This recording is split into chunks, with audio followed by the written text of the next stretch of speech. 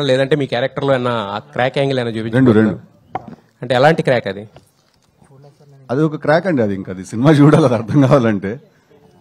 ఒక అంటే to be honest కొంచెం క్రాక్ అని మనం పెట్టాం, కానీ దాని ఇది ప్రతి మనిషిలో ఒక భాస్కర్ గారు అంటే నేను సినిమా నాకు చాలా నచ్చిన పాయింట్ ఏంటంటే ఈ సినిమాలో ప్రతి మనిషి లైఫ్ లో ఏదో చేయాలనుకుంటాడు కదా, ప్రతి ఒక్కరికి ఒక గోల్ ఉంటుంది, ఏదో చేయాలనుకుంటారు అందరూ.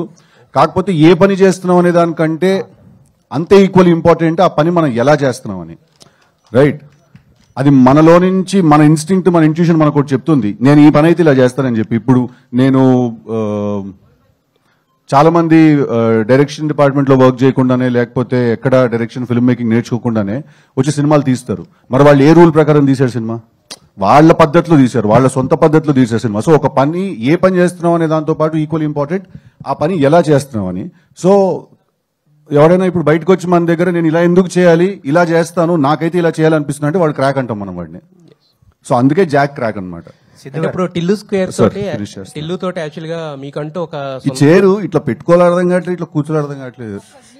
చెప్పండి. టిల్లు స్క్వేర్ తోటి మీకంటూ అంటే మీ రైటింగ్ అప్ లో మీ క్యారెక్టర్ ఎలా ఉండాలనేది పోర్ట్రే చేసుకున్నారు, వాటితో బ్లాక్ బస్టర్స్ అందుకున్నారు. ఇప్పుడు టిల్లు క్యూబ్ అందవే కదా.